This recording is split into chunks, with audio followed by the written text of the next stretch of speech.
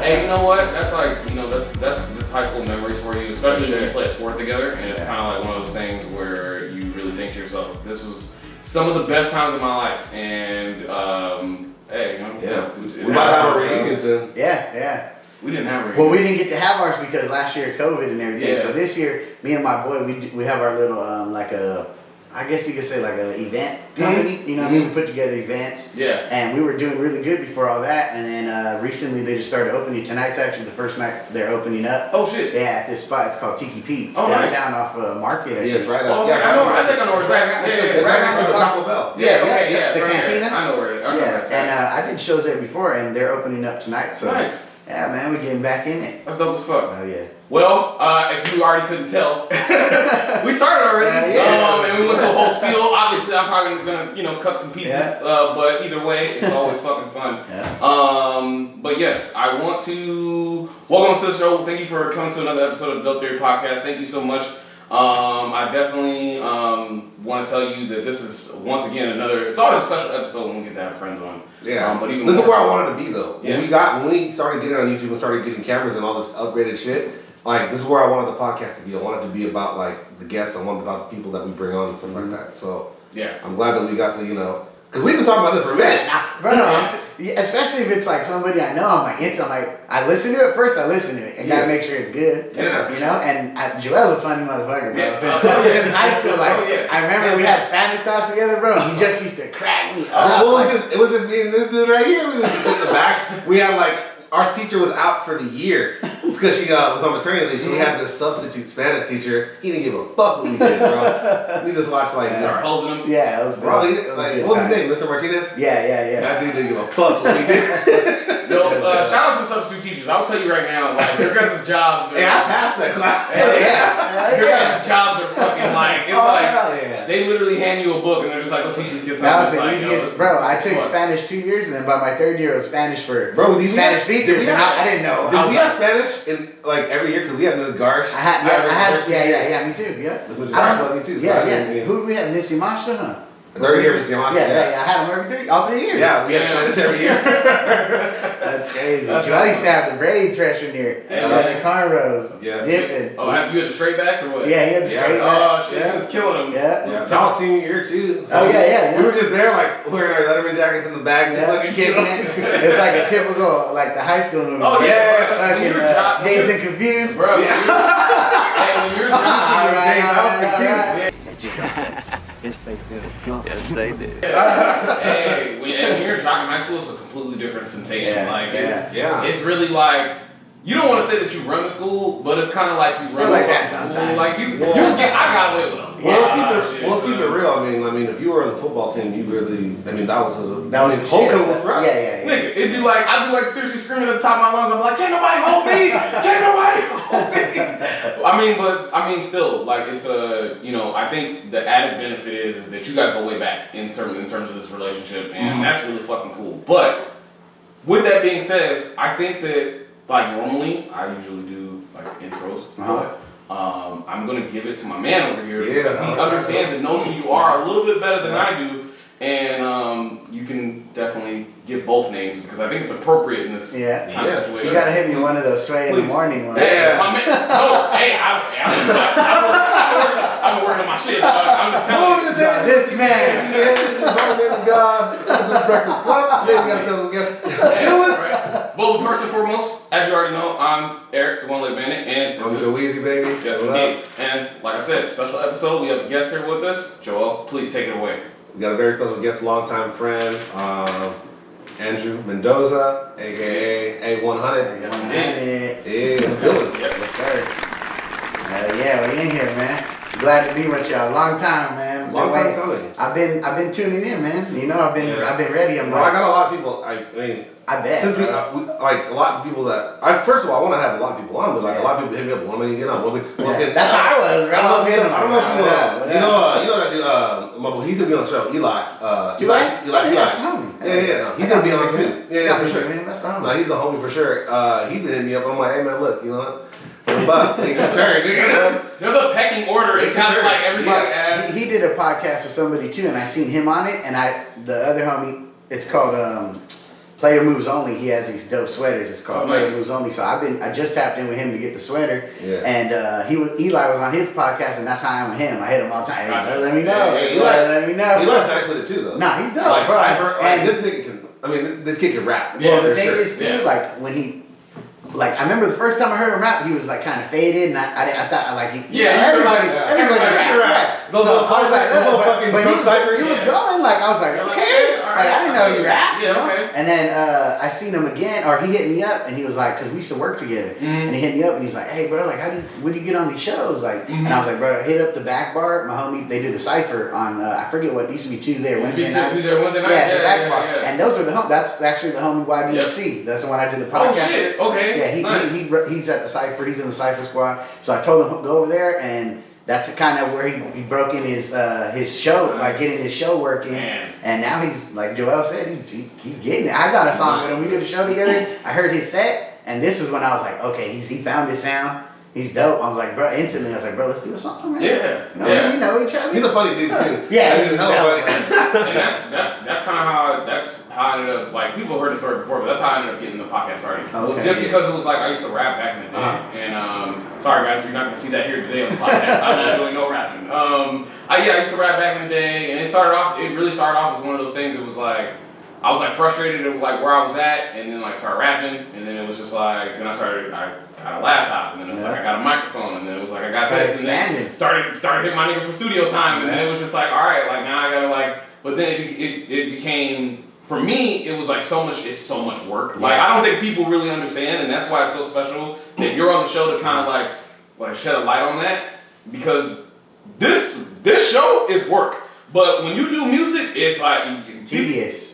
It's fucking, and when you really care about it, it's like you got to make sure it's right. Yeah, and it like I think that you can really kind of give a perspective on that, but like I said, we'll get into that. But I really want to ask you, how you doing, man? I'm good, man. I'm happy to be with y'all, man. It's like I said, it's good vibes always, man. That's how I try to bring it every time, everywhere I go. Why when you walk up in here too? It was just like smiles. I'm home again. I haven't talked to. I mean, I've seen you today. You're at my house. Yeah. But hey, shout out to Herman, man. Hey, that's my nigga. Shout out, hey Herman. Hey, he got me right, man. He got me this Josh Jacobs. Yo, that shit is fresh. No, he just came to my house to pick that up. Yeah, right. That's like last this week. I was gonna tell you, bro. Like, luckily I don't have football leagues. I used to be a Chargers fan. It's good. AFC West, baby. You know what I mean? We're not gonna tell you. Well, we're not gonna go into what this nigga's wearing. I don't even know what that is. But hey, yeah, shout out to Herman. Like, honestly, like we're gonna eventually have him on the show. But seriously, I think that like you were explaining to us before you got on the show. First off, how old are you? I'm 29, man. 29? Just turned 29 this year. We graduated in 1992. We graduated in the same class. Yeah. Okay, cool. What was it? 2010. Yeah. Nice. That's cool. And then you were telling me about your family's about to expand pretty soon. Oh yeah, man. I got a little baby girl on the way, man. You know.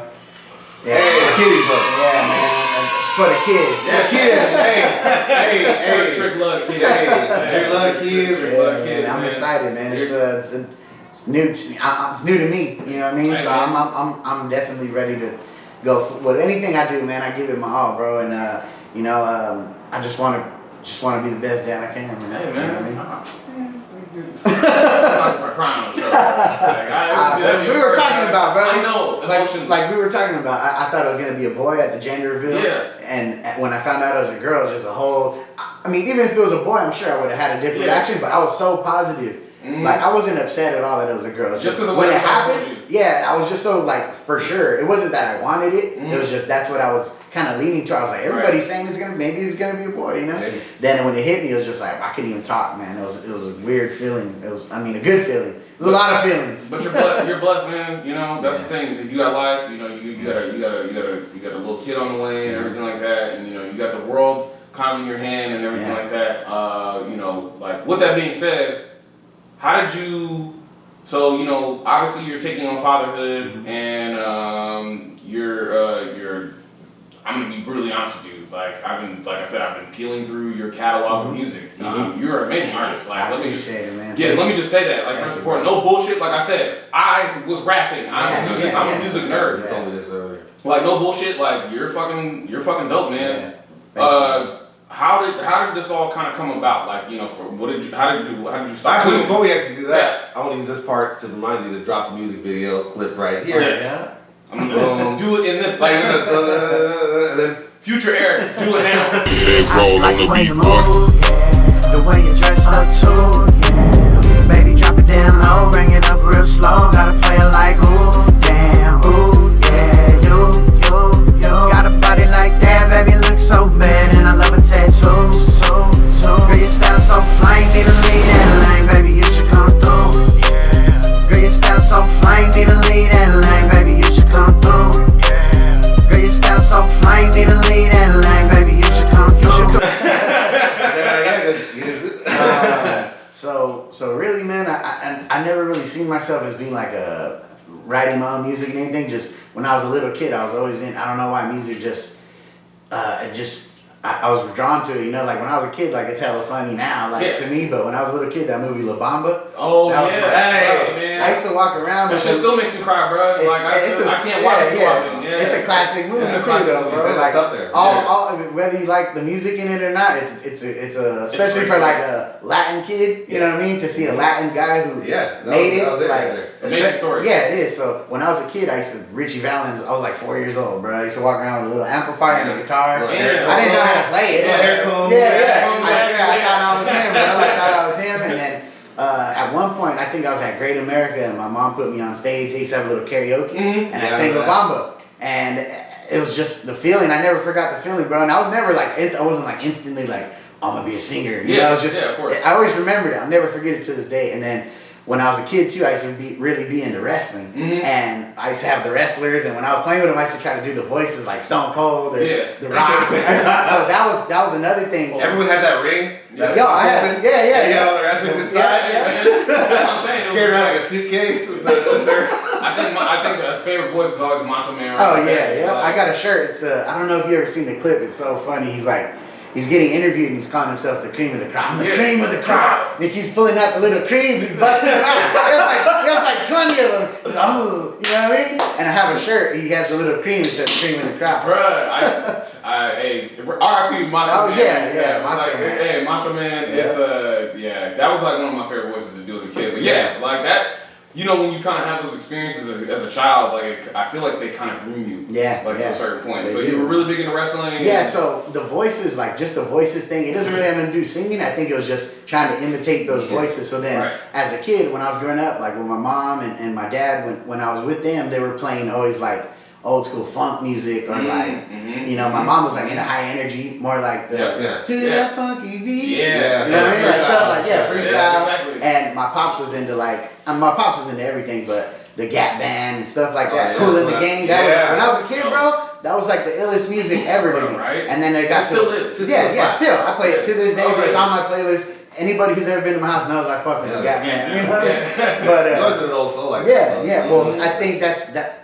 It's just some of music, bro. Even if you don't do music, you know there's a song that it makes you feel something, you know what I mean? And, you know, anyways, that was just, you know, as I was growing up hearing those. And then once I got to like around middle school, a couple of my brothers did music. My brother Joel, he lives out in Colorado. He goes by the name of Two Fly. Oh, nice. Does music, and he was like the illest freestyler to me when I was a kid. You could point at stuff and he'd freestyle it, and it'd be ill. It's not just like, and he's my brother. I'm not trying to just. He can point at stuff and do it off the dome. If you meet him, anybody who's ever met him, they're like they're tripping. It's like fucking going, like they go into another state of consciousness. It's wild. And he just goes, like he even did.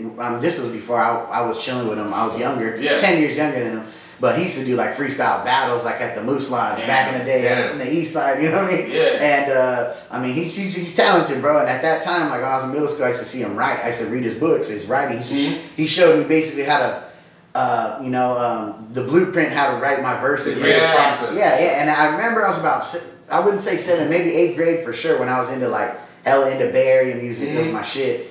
I started writing, bro, and I just. You know, just 8th grade, I didn't think nothing of it. I wasn't like, I'm going to become a rapper. I was just like, I just love music, bro. Like, I hella love music. And then my freshman year, I had a chance to do a song with one of my boys from high school. His name's David Valenzuela, D. Valen. I did a song with him, and after that, the first time I heard my voice back, I was like, oh, bro. Right, And I was singing. Yeah. So I was like, obviously, no, I loved it. Oh, yeah. Loved it. Okay. So before even that, bro, when I was in 8th grade, I don't know what came across me, but I knew I was pretty good at singing. Mm-hmm. So I just started singing at PE, bro, and the girls were the one who were like, oh my God, you singing. And just from the reaction to that, like people started coming up to me, you sing. I was like, damn, this is tight. Yeah, you know? your proverbial like your proverbial confidence. It really brought out my I'll tell confidence, you. bro. So this is where I first started, getting hip to Andrew. It was freshman year. He enters the talent show. Everybody knows it. Even to classic. My brother Christopher, shout out Christopher. Yeah. He wasn't even attending that school yet. He was in 8th grade. Yeah. And I brought him there. He was like, you want to go to this talent show? I was like, oh yeah, high school event for sure. He goes there. The talent show goes on. This dude goes on stage. You say, I never forget it. He jumps on like I don't even know what he's gonna do. It's just like quiet. And then he's like, this is how we do it. No, you did not. Yeah. Bro, you need a real TikTok. You go to the fucking talent show and you start performing and your parents are in the crowd like. Bro, okay, so that's how I fucking vividly remember it, dude. It was hella dark. And then there might have been like the little intro. Yeah. Well, that's how it started though. There was I told the guy in charge of the sound, I was like, hey bro, don't because the instrumental just goes. It was giving him boom, boom, boom, right away. So I was like, hey, I'm gonna say, this is how we do it, and then drop it. Yeah, it was on, boom, and everybody's like, I was like, this is how we, bro, that's had it jumping. It was jumping. Okay, maybe it was. That's what put me like, I'm doing this, bro. So okay, hey, that's big. Now, big dick energy, bro. I can send it over the top. I don't know. I wish someone else. I mean, I gotta check with somebody else that was there. Bro, was it as jumping as you thought it was jumping? It's on YouTube. I can shoot it on YouTube. It's such a dark video from the crowd, and you can hear it. Somebody's like, "My boy Andrew," and then he goes, "This is how we do," and you can just hear everybody go. Bro, it was on a flip phone though. Yeah. Back then, that's fucking great. It's a memory I could always pull back, and every time I show somebody, I'm like, damn, it's kind of dark, but you can hear it. Put the phone. You hear it. That was nice, dude. That's great. I hear that story from anybody from high school who I haven't seen in a long time. We're like, see them at a party, whatever. They're just like, bro, remember you did This Is How We Do It? Every time I hear that song, then this. So. He did it so nice though, and so detailed. He was like, the party's here on the east side. Oh yeah. I threw it up. The party's here on the east side. Just a little side note. It's crazy we're talking about this. Lost their shit. It was dope. But I tell you, this is. And just a side note on that before we continue with that, I just did a song, and it's strongly based on that song. The beat was called Friday Night, and it's like just a sample. It's like talking about Friday night in the back, and it's a hard beat. I'll send it to you guys. But it's not out yet. But we're gonna shoot the video on it. It's exclusive, bro. I'll shoot it to you. But I'm like the song. It goes when the beat starts. I'm like, you know how we do it. It's Friday night. And I feel alright. The party's here on the east side. The party's over here. I went full Montel Jordan. I need to close my window because I think all the women outside are getting wet right now. But that's how big of an impact that song in that moment is. It's still in my music today. Like, stop for a second. You have an amazing voice. I appreciate it. No, that's the thing. Like he appreciate that. I'm telling you. And that's why people trip a lot too, is because I don't have even back then, nobody, they see me, they're like, oh, he's gonna rap. They see me in the studio, he's gonna rap. So then I go in there and start singing, they're like, oh, let me get you on the hook, bro. They're like, let's do it. Do you? Yeah. I mean, so that was in, what year was that? So when I did the talent show, that was 06, 07, freshman year. But like I said, in 8th grade was, the year before that is when I started writing my own music, and then freshman year after the talent show, it was like towards the end of the year, I remember right before summertime, my boy Devo, he hit me up. He called me, he's like, hey bro, my homie wants you to get on a song, you still singing? I was like, yeah. He's like, hey, come through these studios right here, whatever. I went to the studio with my boy D Valen, and we did that first song. Like I said, the first time I heard it back, I was like, oh, it's on, bro. And then at that time, literally right before I even recorded that song, my brother was living in San Francisco, my brother Jay the Truth. He gets down too. He's big inspiration on me. But anyways, he used to call me all the time, like, hey, dog, I got this beat, let me rap, let me show you this track. Yeah. And it wasn't recorded yet. He would just spit me the verse while the beat over the phone. And I was like, and that was inspiration. And then especially when I was able to go and hear him, like he would get a mix and master to come show. I was like, you know, and then so I did that song, and then I played it for my brother. I didn't even tell him it was me. I just put it in, I played it, and I was like, yeah, check this song out, whatever. And he listened, and he's like, whatever, and then he's like, who's that singing on there? I was like, that's me. He's like, no, it's not. I'm like, bro, that's me. He's like, bro, we're gonna go, and instantly from there, that's when my music took off, because he was already had his shit together. He had beats, he had homies who had studios, so instantly I was able to, from him telling me that, we were straight, and I was on his first album at that time. He was working on it, so I was on that album heavy, like maybe like 6 or 7 songs. Damn, you know, that's a lot for your first time out. Holy shit! Bro, so, how did you feel about it? Well, as far with him, I was instantly comfortable, and then at the time at the studios we were going to, it was always like a group of us, and those cats I knew. So, and they heard the stuff I was working on. So they were like, okay, like this was cool. So I was always comfortable. But that's what I'm saying. Like for a young kid, man, that's like that's even. That's I think because it was my brother, it was a lot less pressure. If it was something like a studio executive, like get in the studio, and I'm in a big studio, I'd be like, oh shit, you're like, this is crazy. I gotta write my own shit right now. Sorry, you're like, sorry, Jay-Z. I had to give me a second. It's probably a completely different scenario. But I mean, it like, you know, for those of you out there that don't know, like that's the type of work it takes to be able to, you know, you have these moments where you go through when you're initially starting, especially when you start writing your own stuff, you always have aha moments. Yeah. And those aha moments, sometimes they're far few in between, but when they happen, they like you can just feel it. Yeah. Like, and I know that you, especially with your writing, you probably had an aha moment, especially when you knew like the cadence, like when it came to like you're writing fours and you're on the beat. Yeah. Like when you finally like learn, you're like, this is how I'm structuring my words. Yeah. Okay, now I can make a hook based off this, and then it's like all I gotta do is build off this. Yeah. And the hook is always a big piece for me. If I have a hook right away, it's so easy to write my verse. Favorite part, right? Yeah. So like the chorus, like you know. I don't write music at all, and I've never been. So like, I mean, you could pick like any song. I guess like you can break down any song, sure. Any song you could pick a hook like. I don't know. Just say any. I don't know. I like They Know. They know. Which one? They know. That's the hook. Yeah. They know. So not the. I'm be the realest on the ride. Yeah. That's his verse. Yeah. That's his verse. And the hook is. They know. They know. So what part is like the bridge then? Is that the bridge? It could be like a breakdown, like the part where he goes. Money over everything, money on my mind. Oh, okay. That's like a breakdown into his next verse. Oh, okay. So the bridge basically connects to like a verse to a hook. Yeah, or a bridge could even just be in between hooks. Yeah. You do a hook. There's really no structure anybody has to follow. Like everybody does it differently, but if you're gonna be like technical about it, it would probably be like that, like in between a hook or after a verse leading into the hook. Exactly. There's plenty of different ways to do it, you know. But so then you start. So then you get on your first like. So it was like your first like real album, like set up studio and everything. Yeah. Like so my brother was working at a couple of dope studios, a couple in San Francisco, a couple in San Jose, and that's where I met my boy DJ Boog.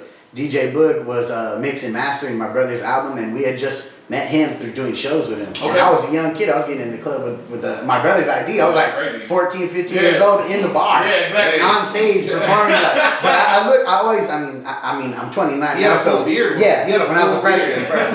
So it was like... I believe you had it in middle school too. I'd be like, this is the last person I'd be like, nigga, like, would you like a shot? You'd be like, I'm 14. You'd be like, what the fuck is happening? It was crazy. It was crazy. So we met Boog doing those shows, right? And then Boog ends up mixing and mastering my brother's album. And then from there, Boog hears me on the album and he's like, bro, that's you singing? I'm like, yeah. So he's instantly like, bro, look I do beats. I have my own studio. I can mix and master. Just fuck with me. Build on my beats. Yeah. And I'll do it like, we'll rock. We're going to rock. I'll get what you want. I did 2 albums with him after that. It led to me. That was my first big opportunity. And before that, before I had the opportunity to do the album after my brother's album finished, and it was all mixed because there was a little gap between when I started doing with Boog and from when he mixed the album. Gotcha. There was a gap. So in between that gap, I had a laptop just like you got right there, bro. I had my iPhone headphones and I recorded every song. Yeah. 22 songs I recorded all just like this. Singing into my built-in microphone. How crazy Damn, that's crazy. And then to go from that to where like you are now. Yeah. Like it's like fucking like it's leaps and bounds. Yeah, it was a process, bro. Like Joel said earlier before we got on,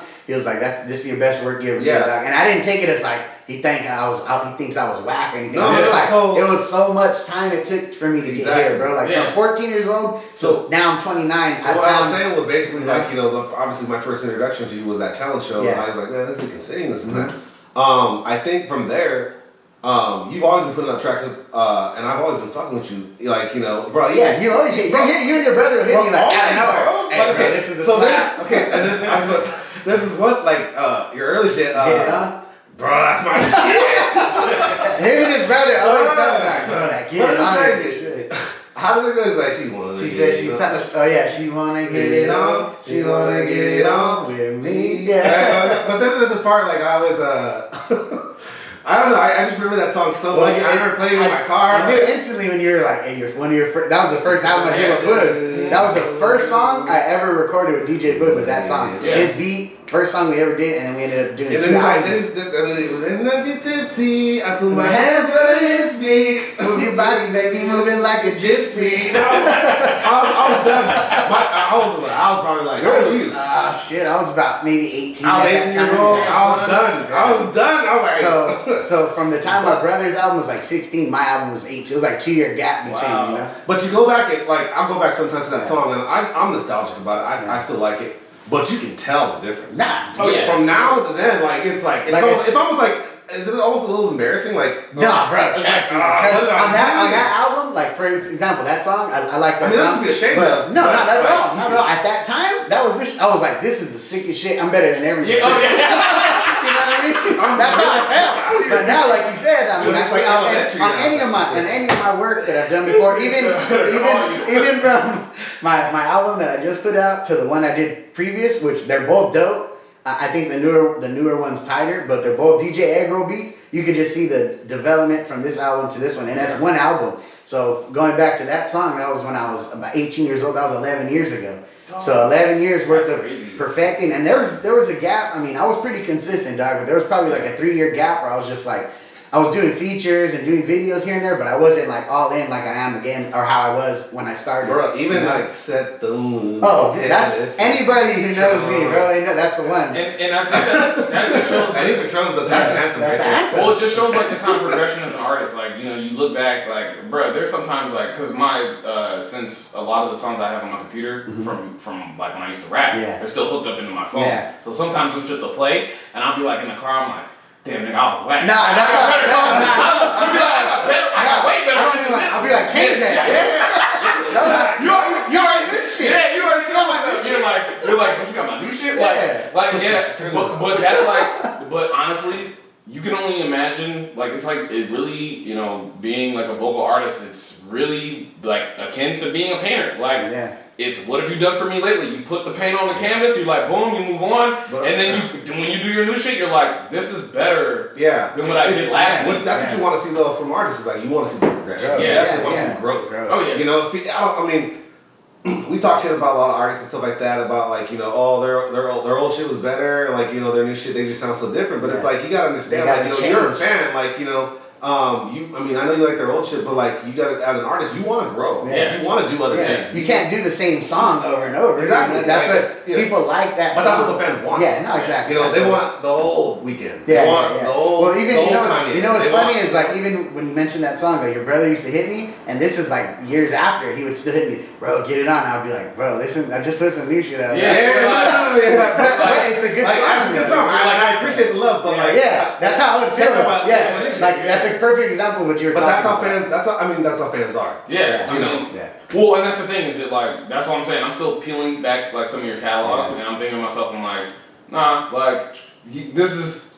I still like to go back because I like to see the progression. Yeah, you know, you'll see it. Not to say it was bad at all. It was still there's like I would say out of each album or each project I have, there's always like maybe 3 or 4. I'm like, fuck, I wish I wouldn't have wrote that one down. Go listen to any artist's first shit.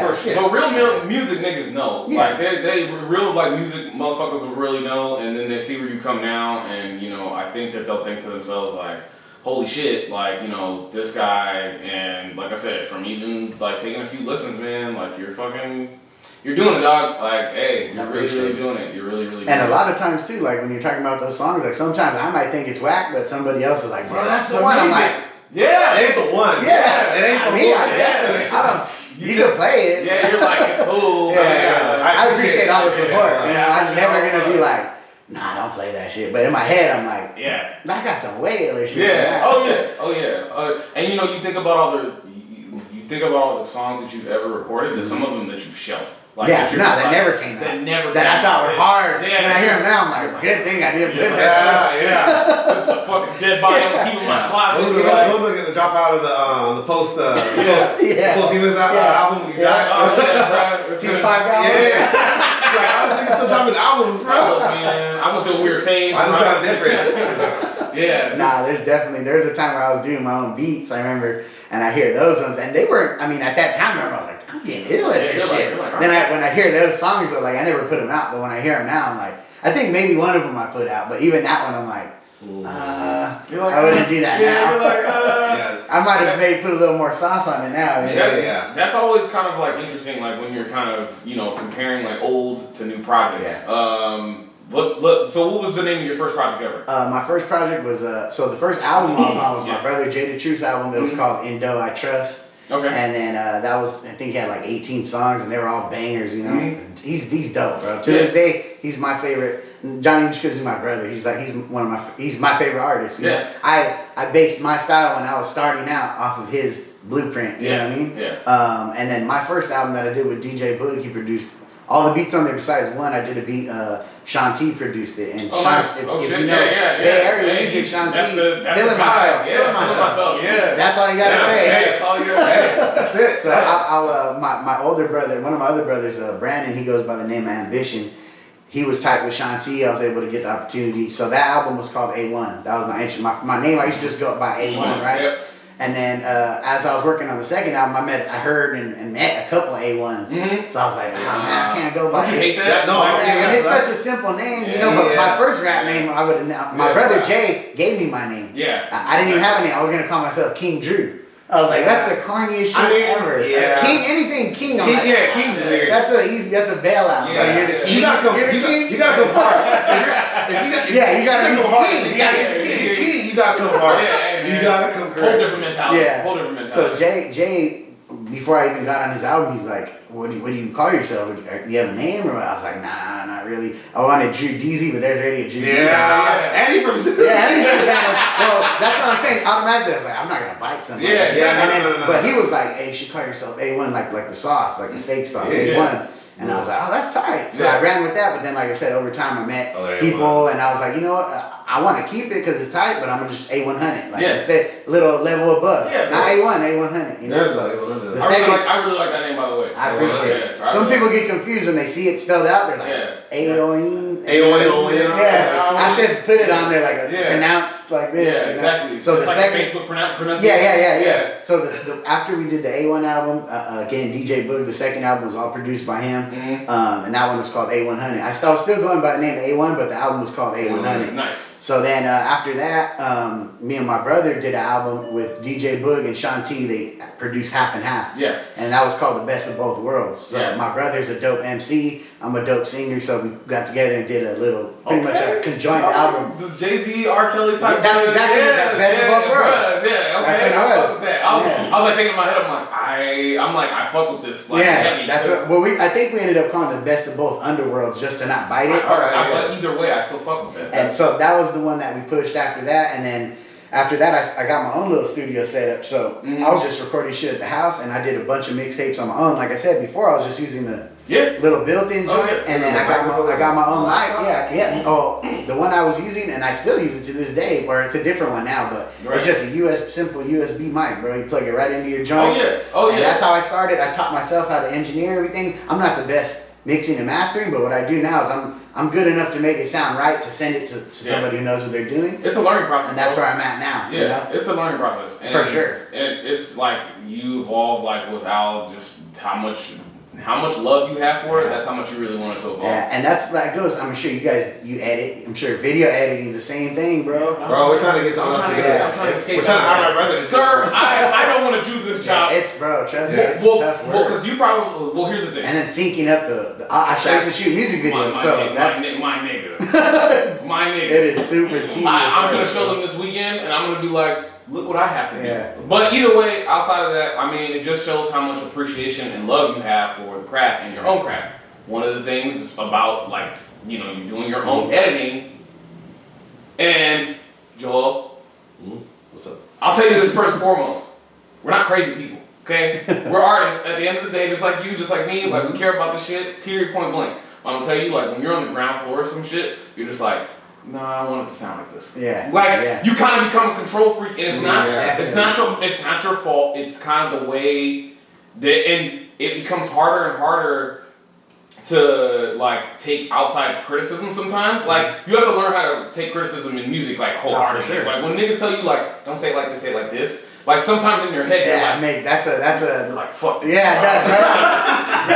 I swear, that's one of the ones. People say that? Nigga, what? Yeah. Are you serious? I thought people. I've had homies, like, you know, shout out to Darian, like, when I first started rapping, he was like, legitimately, he's like, don't say it like this, say it like this. And he's like, you rap fast enough, you can actually do this double time. Like, you can do it a lot faster. So initially, I never knew what he meant. Yeah. But then eventually, sometimes when the criticism is correct in certain areas, you're like, alright, I kind of fuck with this. Yeah. I kind of fuck with this. For sure. But it's hard, bro. Yeah. Sometimes you're just like, I think with rap, like you said, you could be a little more comfortable with it. But with when I be singing and shit, if it's, don't get me wrong, there's been engineers that they don't know how to sing, but they could explain to me, like, do it like this, and I know their shit, so I'm like, oh hell, I'll do it. Yeah. But then there's people who I know who don't even do, they just know how to press record, and they're like, hey, do it like that. I'm like, bro, and a lot of the times when I go to this, if I'm at somebody's studio, I've already recorded a rough draft at my house. I know how I want to do it. Just let me do it. I don't get mad or nothing when they try to throw them at me. I'll listen. I'll be like, it's cool, dog. I'm just gonna run with what I got. You know what I mean? So I never like to come unprepared, especially if I'm at somebody's studio or I paid if for they the studio if time. they sent you the beat already, fuck it. Yeah. Run it how you got it most of the time. So what's the newest project that you're currently working on? So that time after me and my brother did that album, I spent a lot of time just doing mixtapes, and then I even took some time off to just like, I mean, at one point there was a group of us. And we were always recording. It was me, my boy Nieto. I still rock with him. Nice. I rock with all of them. I rock with all of them still. But it was me, Nieto, my boy M5 Maserati. Yeah, shout out Maserati Mark though. That's the homie too. The track star, boy.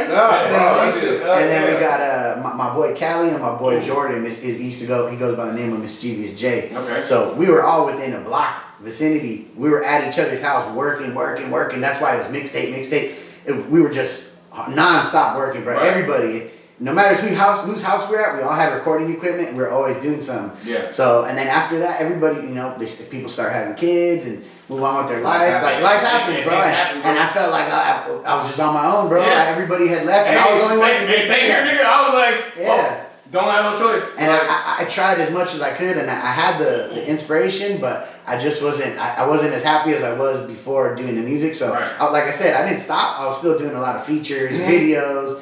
Shooting videos, you know, and then I put another mixtape out. It was called Been a Cool Minute, and that was kind of like to get me back. When I put that one out, it was just because I was on the verge of getting back in, and I was all in. You know what I mean? My boy was like, basically, we started this company, the event company. It's called San Jose Major Moves. Me and my boy Nieto, we put together events and stuff. So we started, and he told me basically like, bro, you're the artist. I'm gonna get us to where we need to go, bro. You're the artist. Just focus on being the artist. We're gonna make it happen, dog. And I was like, he sold me on it. I was like, I'm in. Instantly after that, I was song after song. Like, it just hit me. Yeah. Like, I was just like non-stop. Non-stop, bro. Yeah. So I did the Been a Cool Minute. I just put it out. I was sitting on it for years. That's why it's called Been a Cool Minute. Yeah. Threw it out, and it was cool. It was cool, but I'd been sitting on it for so long that I didn't like it as much. Yeah. And then I did the album No Time to Waste, and it's kind of going off that again.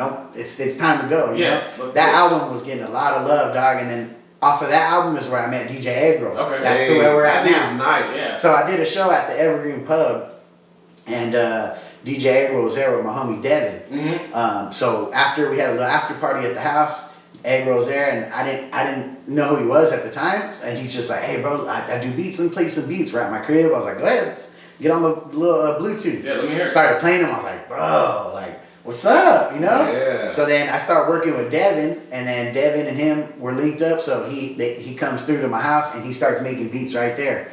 So instantly right after that, he gave me like a little USB drive. He's like, bro, all these beats, do what you want with them drives. Like, I fuck with you, do them. Damn. So, and I sat on. Go ahead, bro. I'm sorry. No. Like I was gonna say, like, and these beats are nice. Bro, They're everybody hears them. Yeah. I haven't heard them all yet. Yeah. But so he did all the DJ Ego did all the beats for Too Much Sauce for both. So there's two albums. They're both called Too Much Sauce. The first one's Too Much Sauce. That was the first one. Like, that's too much. Yeah. You know what I mean? TOO. Yeah. And then the other one. Too Much Sauce. Yeah. And then the second one's part 2. So it's TWO. Too Much Sauce. It's part 2 to the little series we're doing. We'll probably just be 2. We're working on another one. The deluxe version of it? Or Yeah. I would say. Yeah, I really enjoyed that one. Yeah, So that's how, you know, I meet DJ Eggroll, and then I was kind of sitting on his beats, but I knew they were bangers. I knew he was dope. Of course. And then, you know, I did one song, I sent it to him. He was like, okay. I did another one. He started sending them to me, like, hey, do this one, do this one. And I was like, bro, if this guy's gonna shoot me beats, I'm gonna do them. Yeah. I'm not gonna make him wait, and he thinks no he ain't gonna fuck with me. Yeah. So I started doing them, and we had like 5 all of a sudden. And I'm like, bro, let's just do an album. Yeah. So we did the album. That was Too Much Sauce, and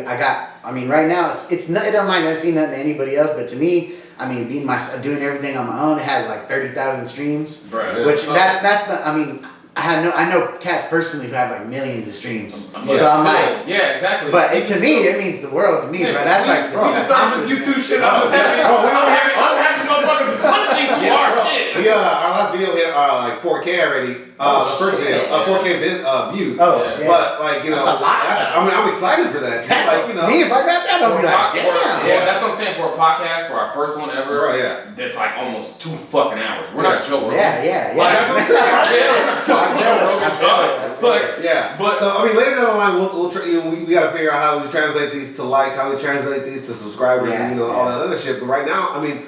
I think, and I don't do music, but I think we all agree. I mean, like, it's a labor of love. Like, I mean, this is shit that we like to do. That's what it is. I mean, you know, if I can quit my job today, I would. do this forever. I would. I would. Like, you know, today. If I was getting paid to do what I love to do, man. But, I mean, I love what I do. You know, exactly. not to say I don't. I love my job, you know. But if I were to be put in a position where I could just eat solely off, and I'm getting money off my music. Not to say I'm not getting anything. I'm doing okay. I'm not balling or nothing, but it's good to see money back. You hear that, America? You hear that? Okay, we all want to quit our jobs so we can be our own boss. Okay. Yeah. What is it? What is it, champ?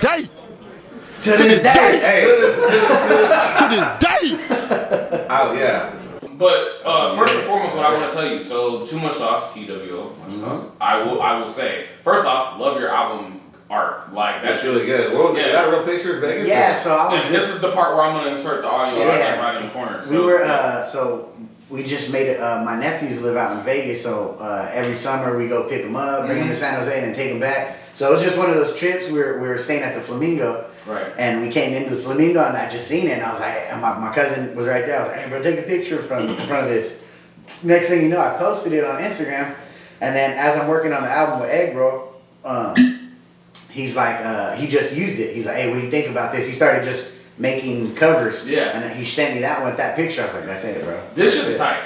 Like I love this. Rocking the I didn't custom. think That's a custom. I'm a big Oakland A's fan. That's a custom Oakland A's jersey. It says our I wouldn't say label, but our team is High Side Entertainment. This should so it says High Side. This should tell us it. Sorry, it's so tiny. It's good. Yeah, That's good. Yeah, this I love the way it looks. It like I love the color of it. I mean, you know, it pops. Yeah. It's pink. Yeah. You know, I mean, like a lot of dudes aren't gonna be to drop a pink. And then the neon lights, like I think just the thing that says Las Vegas and Flamingo is Bugsy Siegel, bro. Bugsy Siegel, the movie Bugsy, and just the story of the Flamingo. I'm big on that. So when I'm staying, every time I go to Vegas, I always want to stay at a different spot just to have the experience. Yeah, exactly. I mean, I love staying at, like, you know. I like staying at Planet Hollywood. I like staying at anywhere I get my total rewards points. Because you know your boy at the table. Your boy's at the table. Shout out to Cosmopolitan. Shout out to Cosmopolitan. I mean, like, you know, eventually at some point I want to check out everything. Yeah. I've stayed at a few, but anyways. Until they start paying me. Yeah. I don't have no loyalty. Like Floyd, they're gonna have my job on the MGM. Yeah. Until Hi, I'm Joel McKenna. Until I'm Mr. Come down to Vegas. Until I'm Mr. Las Vegas, I don't have no loyalty to nowhere's way. We were just staying at the Flamingo, and I mean, even if I didn't use a picture, it looked tight, and I was like, man, this is a it's remodeled and shit now, of course. still I'm just like, the flamingo, this is dope. Let me get a little picture in front of here, you know? Bro, it looks amazing, and I enjoyed the album from start to finish. Yeah, it's not that long. I listened to it. It ain't that many tracks, but like it's all good stuff, and they all sound different. I listened to it 3 times. So that's the thing that I've been trying to do now too. Because when I was younger, I used to do a lot of tracks, like 20 tracks, 18 tracks. Yeah. I'm like, me and myself. I appreciate, no matter how many songs, if I appreciate an artist, I'm gonna listen to it anyways. But I'm trying to reach out as an artist. I want to, tend to my fans. Right. If the fans want to hear something short and sweet, like I don't know if y'all fuck with Blast. You know Blast? I know Blast. He's an RnB singer. Mm-hmm. But anyway, so I was big on him. A couple artists that I've been listening to, they do like 4 or 5 songs. Yeah, so I keep it short. I feel like the younger generation, little free piece. I feel like the younger generation. I mean, if you notice, songs get short. They're shorter and shorter. Yeah. Like songs used to be when I was here 5 minutes long. Short attention. And when we were parents, our parents used to listen to shit that was like 7 minutes long. Yeah, well, there's a Gap Band song that's like 10 minutes long. I got a 15-minute song. Yeah. But like now, like dudes be dropping songs that are 2 minutes and 30 seconds, and I'm like, that's so quick. And then you're dropping shorter and shorter albums because the attention span is just so little. Well, what I even look at now, especially with my songs, I used to always do 3 verses every song. A hook and 3 verses. That was just that's the prototype, you know? You know what song I wish was longer? Which I'll one? just tell you right now. What's up?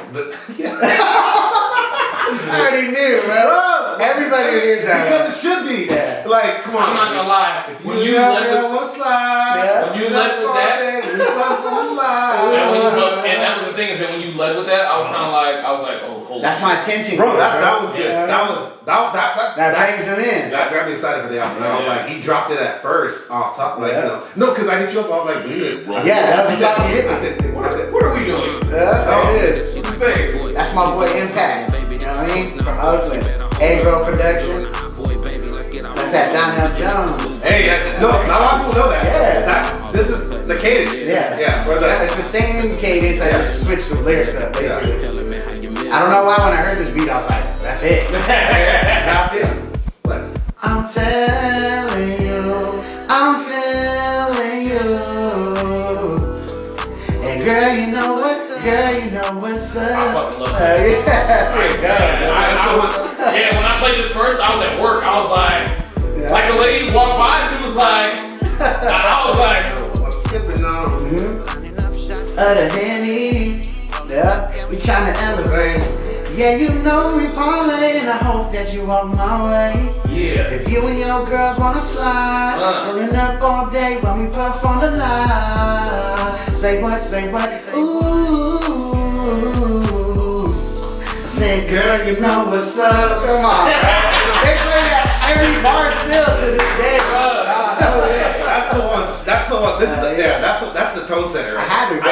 And originally the song was supposed to be longer. So originally it was supposed to be. So is there an unreleased longer version? No, I need more. So Aonehunnit will be performing on my future web. Thank you very much, ladies and gentlemen. Hell yeah, bro. I'll be honored to, bro. So the song originally, so Impact, he's my dog, bro. So I met him. And it was always love instantly. Mm-hmm. And then he would hit me up like, let's do a song. I'm like, all right, bro, all right. So he sent me this song. It was so Impact is the dude that's on the he's next the one who, track, right? No, Impact's the one who raps in the beginning. Tell me that shit voice. Yeah. He's on also the second song, the second track, or no? No, the second track I think is Dirty. Yeah, that one's with Tyler Cat. That's a cool one too. Yeah, and that's the homie too, bro. So Impact, he came over. We were just at the crib. Like I said, I got my own little studio set up at the crib. So he comes through. And he had a vision for it. He's like, hey, you know what? I think I should start the song with the verse. And originally I laid it out where it was hook, verse, then him. So the song would have been like 2:30 maybe. Yeah, something like but we ended up doing it that way. And I had already had my verse laid out. So I was like, you know what, bro? We'll keep it at this length. And I'm just going to run that as my intro. Right. Because the intro usually like, somebody will be talking or something. Yeah. I was like, it's a short little song. We'll shoot a video for it. I like the way I like the way that you set that up, and then for you to kind of close out just made the most sense. Like it really highlighted like your singing. Yeah. It highlighted the beat. It highlighted his rap. I think it highlighted the whole album. It sets the tone for the whole thing. Yeah, bro. Well, like I said, and even just in person, I always wanted like a feel good album. You know what I mean? So immediately that song, and another reason too, I didn't mind keeping it short, is because it's based off another song. It's not I mean, it's my original lyrics, but it's based off his cadence, you know what I mean? Yeah, Shit, bro. same kind of hook. I was like, but that song's always been one of my favorites since I was a kid. Like this is how we do it. Yeah, but you know? then isn't that crazy how like, you know, like some cadences and some like rhyme schemes, like you're just kind of like, I get this. Yeah. Like Well, I can mold this to something that would sound sick. it just sound Well, amazing. like one especially like I still rap and shit, but one thing that elevated my rap game was starting to listen to multiple syllable rhymers like Big Pun is I don't have my kicks on. My kicks have their Big Pun kicks. Oh, Patrick Ewing, Big Pun. Did you look at my list?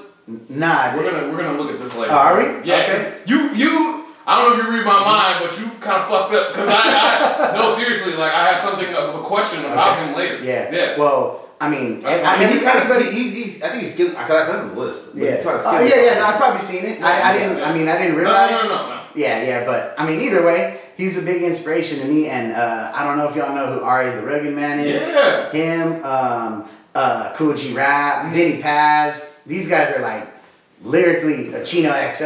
I mean, these guys are like incredible lyricists, bro. So at one point, like I said, now I gear my sound more towards my singing. But at one point, when I was doing those mixtapes and stuff, I was big on all those artists. So like Big Pun, like, but in the middle, a little, whittly, little, did we know that we riddle to middle, man, who didn't do diddle. Like I started writing rhymes like that. You know what I mean? Like having them like.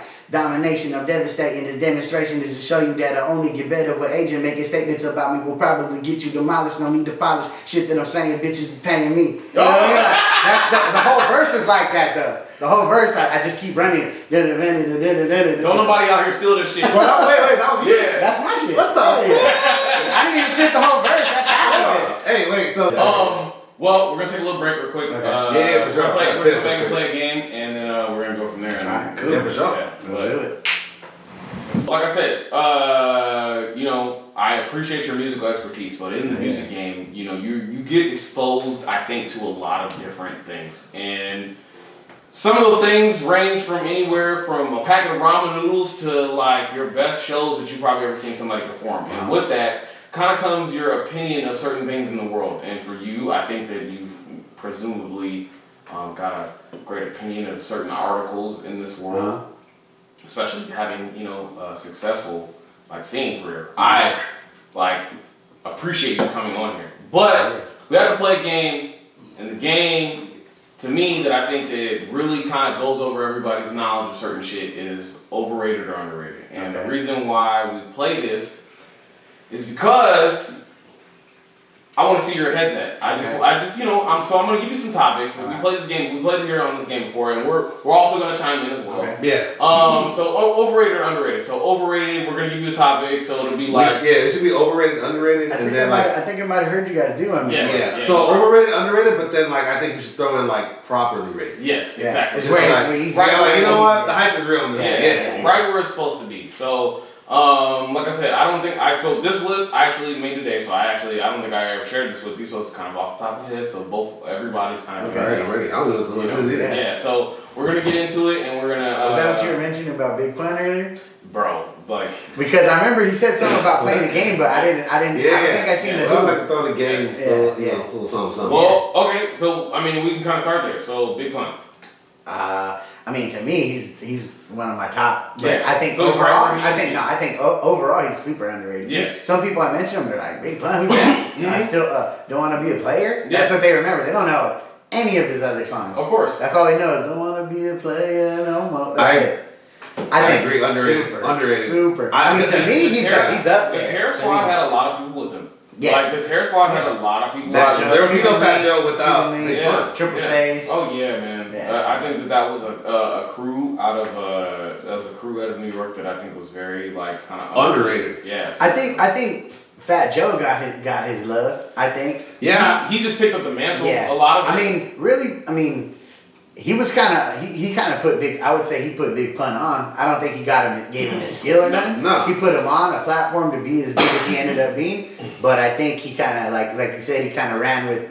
Yeah, I mean, even some of his style after Big Pun passed away, a lot of his style, even when Big Pun was alive, was similar cadences and So I mean, much love. They're both Latin though. I'm Latin, so any Latin artist, bro. Like if they do it, like Big Pun especially, like he has this one.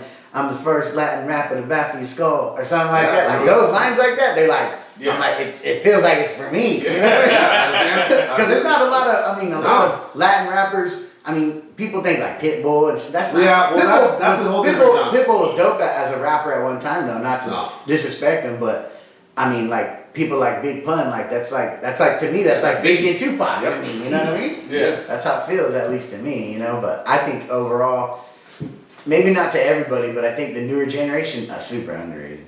Super underrated? Yeah, super underrated. Okay. Well, I respect that. Big Pun, Big Pun definitely is. Maybe as in the hip hop community, as like everybody, I mean, people realize, if you know hip hop, you gotta respect the skill and the talent, So yeah, I mean, that's definitely the point. Overrated or underrated. So basically looking at it as the hip hop community looks to him. Of course. Yeah. Okay, and I think underrated. I think he's underrated still though. Okay, underrated. Yeah. But people know what's up. People know what's up with Big Pun. 100%.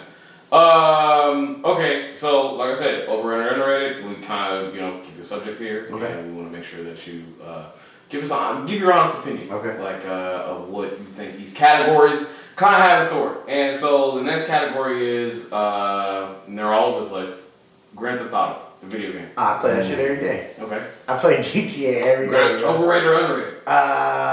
I think it's where it needs to be. Okay. Properly. Yeah, Properly. properly. Okay. Properly. Yeah. Because kids younger than me fucking that shit. I've been fucking that shit since. Since Grand Theft Auto 3. When they got the ill graphics on. Wait, yeah. Bro, okay.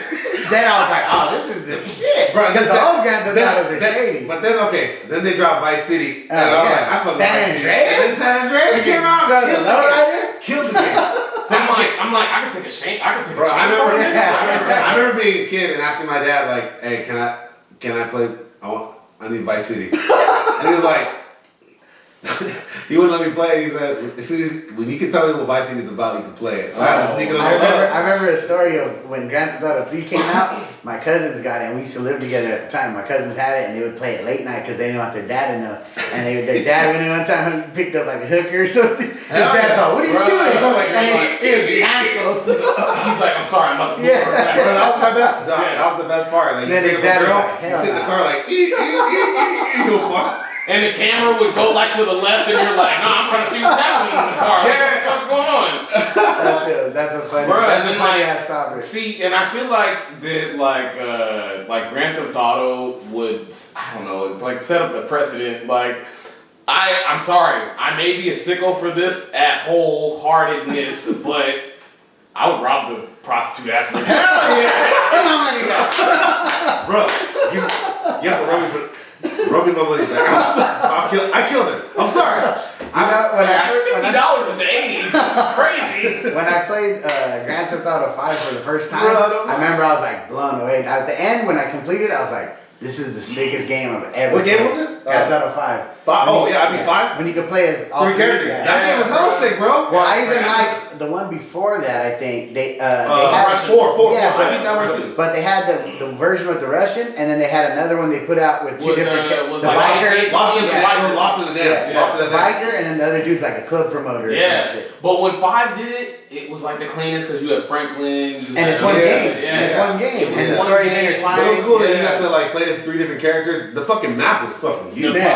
They're all over LA. Yeah. Well, that's one thing. I think San Andreas might be doper. Los Santos. Because San Andreas, you could go to Vegas, you go to Frisco, They call it Las Venturas. Yeah. San Fierro. San Fierro. They have the Chinatown. Hey, but on God though, if they re-rendered and re-released San Andreas, I got it. For Xbox One, I bought it. And it looks like it's still. I mean, it's still boxy, but it's looking way better. Yeah. Okay, but I'm saying they should make a sequel for San Andreas. Like, I think that's kind of what it was. But maybe. Maybe 5. Yeah, because it was back in Los Angeles. And then so check. I don't know how into you guys are, but so Franklin, his aunt is one of the chicks CJ was with, and wait, what? Yeah, they're Denise. Grocery, They are from grocery. Her name's, if you look at it now, her name's Denise. Yeah. And in the old school in San Andreas, CJ's with some chick named Denise, and then in the So next one, that's CJ's his dad? Not his dad, because that's his aunt. Right. So, okay, CJ used to be with his aunt. That's crazy. I just love that we were back on Grove Street and like when you go there, I go every time I get on it because you have like a little garage right there. I pull up, like, what's up? Yeah. And they pull out on you. They'll pull out on you. 100%. And then all these little red dots pop up. And they're on your shit. Well, you know what's crazy about like how so Grand Theft Auto came out like almost 10 years. Like Grand Theft Auto 5 almost came out 10 years ago now. Like 5. Wait, was it, and it's still still online. It's still deep. That's what I was gonna say. The online, Bro, the online Change It the game. exploded. It because exploded. people are on it. Have you bro. played that shit though? Yeah. See, I be riding around like and Have a open swing in door, the and fucking some motherfuckers casino. like, bah! Yeah, See, I be going at that. T Grizzly has his own fucking crew of people. Does he? Yeah, Bro, you gotta Like, Grizzly yeah. gang. You gotta look up. I had the first time it happened to me. I remember I was like, because when you play online, when you pause it, it doesn't pause the game. Mm-hmm. It just, you have to look the map. So I'm sitting there. I like pulled into like a little gas station or some shit. And I clicked the menu so I could click where I'm gonna go, and this fool just dumped on me, Yeah. and I was dead. I was like, so then I'm going back and forth with him, and then he was dope. I ran out of bullets or something, so I jumped in the water and swam to some island. That fool just left. He's like, fuck this. Okay, so one thing I liked about San Andreas, other than this one, is like, bro, you go to the gym, get your dude all That's the up, dope, bro. That's the dopest part. He's all small. You get like, you know, young kids like that. I walk around like Debo, my fucking just knocking niggas out, bro. So I will say that San Andreas is properly rated, but it's also underrated. I feel like if someone has this, So San Andreas is underrated if you're the new kids. Because you didn't have like you couldn't like customize your character. You couldn't customize your character. You can change your Dude, clothes. you can get fat. You can even fucking get a gang, swoop up the squad. Yeah. Dump on You're taking over a turf. Bro, you could have at San Andreas had the hot coffee shit where you fucking the bitch. Remember that shit? They had that hack. They had the hack where you you're fucking the bitch like that. Like the hot coffee mod, because you drop off the bitch and then you're like, you want to come in for some hot coffee? And then like, yeah. And then like it's like a mini game where you're like stroking the bitch, bro. Oh God. You know what was dope about that one too is all the cheat codes. Oh, you got bro, the jetpack. Yeah. Bro, yeah, cheat codes are not a thing anymore. Yeah, that was the shit. Super punch, you just punch them, they go off far. They're like off the map. Super jump, they had all kinds of shit. The cheat code used to hit Bro, all the buttons. Bro, the fire car was the shit, dude. Hey, that's what I'm saying. In today's age, they do mods. They do mods. Yeah, they do mods, but like it's not the same. But everyone, it's not a cheat code you can like look up online and stuff like that and punch it in like left, right, up, like this and that, you know. Hey, immediately if you were with the shits, especially in San Andreas, like when you got the cheat code to like get unlimited ammo, unlimited health. But then you're just like, you know, fuck it, I'm a psycho. I'm about to turn on fucking 5 stars right now. I want the military to come, and you would put yourself like in a corner of a building, and you'd be like, you'd be like, I have a tank, bro. That's when you have to drop the tank. Yeah, when they drop the tank. Look, I know a lot of you don't know what we're talking about, but I'm gonna tell you right now. You know what? I say old school Grand Theft Auto is underrated. Yeah. The kids don't know what it was to have cheat codes. The online's cool though. But it's so dope that I'm older now and I bought them because they're so dope. I literally played San Andreas like a couple days ago. That's just the shit. I want to play that right now. I appreciate it. As soon as I get my PS5, I'm gonna get that shit so much. Speaking of like, women doing crazy things, because this is like one of the places that you could go in the show, or in the game, I should say. Strip clubs, overrated or underrated? I think they're. Maybe I haven't experienced the best ones, but I don't know. I never really tripped off them, bro. Especially a couple ones that I went to, I was like, overrated. Yeah, overrated. I mean, especially if I had bread like that to just throw and I could do it like how you see it on the movies and shit, then maybe it would be tight. But I'm not. I think they're mega baller like that. I might agree. I might think they're overrated because I had a bad experience with one time when this bitch ganked me. Like she walked into the ATM, bro. She was like, she had me like this, arm in arm. She was like, when I tell you I never had someone stand so close to me at the ATM. I pulled out a rack, and that's all I had in my bank. It happened to me before. It's not that shit. My brother had to send me money just because I ran out of money in Vegas, bro. I barely touched my wee wee. You know what I mean? Well, sometimes like you get a beautiful woman, she tells you the right things, and you're kind of like, Bro, that's My what little brother, especially in Vegas. I took him to LA, bro, when I did a show, and my boy was living out there at the time, and he took us to one, and my little brother blew all his bread, bro. The next day, he's like, hey, think you can shoot? And we were in LA, then we were going to Vegas, and he already won that. Bro, you to Vegas yet? We didn't even get to Vegas. Bro, that's so LA. And he was like I could just see his, I told my boy too, I was like, I'm gonna look for whoever's the baddest in here, I'm gonna tell him, hey, it's my little brother's first time, whatever, and it was a wrap. I mean, sometimes you get those eyes and you're just kind of like, I think I have to kind of go with this and see if I can save her from this crazy life. Yeah. Just like Joel. Get you out of here. Yeah, I get you out of here. Yeah. The funniest part is let's get out of here. Come on. Yeah, come on. Hey, sometimes I throw My stimmy check just came in. Let's go. I'll throw the cape on one time. Hey, my nigga, like, you know, I think at some point in your life, I think we all have, and I think that's what's important. No, I've never done it. I thought about it. I mean, man, if I had money, Hey, I'll tell you wholeheartedly as myself, I've definitely whispered some shit to strippers' ears that legitimately sounded like complete horseshit. Like, it was just like, I'm like, yo, you know, hey, I get that your life's been hard, but I'll pay your school bills. I can get you out of here. I can get you out of here. They're just like, excuse me? And I'm just like, but only currently I have $1,000 for your night. Damn. I can't even get the Birkin. What are you talking about? I'm just saying. With that, there are also places of entertainment that are not for adults. Mm-hmm. They're for the kids. They are for It's for the kids. The kids, baby. And that happens to involve, and I just now found this out, Charles Entertainment Cheese. That is Chuck E. Cheese. I did not know that was his full fucking name. Yeah. Chuck E. Cheese, overrated or underrated? I mean, when I was a kid, that was the illest spot to me in the world. Crazy, bro. I guess it's underrated considering it ain't open no more. Yeah, out here. That's Wally's. Kids will never know. I went to Colorado for my niece's birthday, and they had one out there, and I was like, damn, they still got Chuck E. Cheese over Bro, they there? got a ball pit though? Yeah, ball They pit. didn't have, yeah. That's what was dope about the Chuck E. Cheese on the east. Yeah, They well, it's said two stories. First of all, yeah. it's two stories. Yeah. So you got the tubes that put you up in the That was the thing. shit. Do you believe it should have been named a landmark in San Jose? I think it should have. I'll tell you, it was that's the east side line. Well, I think even people before it was Chuck E. Cheese, it was like a toy store or something. It so was. even people before Chuck E. Cheese, they were. I don't remember that because I was too young. But I always remember seeing Chuck E. Cheese when you're right there going down Tony. A one-on-one Yeah. right there, boom. You see the it. big ass Yeah, Chuck E. just standing there lit up. bro. Yeah. That was. I mean, that might be one of the few. Is that the first Chuck E. Cheese ever?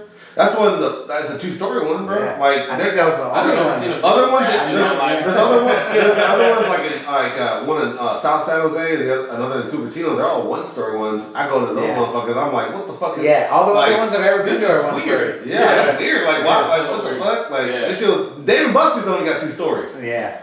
Like Dave & Buster's does need 2 stories. Dave & Buster's, I need you to do me a favor. I need 3 bars of Dave & Buster's. That shit taking way too goddamn long to get my I need 3 bars, and I also need probably. I'm standing in a sea of Asian bitches. Potentially a strip club in Dave & Buster's. Dave & Buster's does sound like a strip place. Like it's like you're gonna Dave and Bust. Like you know, yeah. Like I'm sorry, it sounds like one of those places that you're probably gonna have a strip club. That was like the new Chuck E. Cheese to me at one point. When Oh, yeah, I first it went to was. Dave and Buster's, I'm like, this shit is because they up. were the kids in. Yeah. This is all games, no ball. My dad used to take us there once in a while. He'd take us, and I was like, "Damn, this shit is ill." It's Dave lit. and Buster's. Yeah.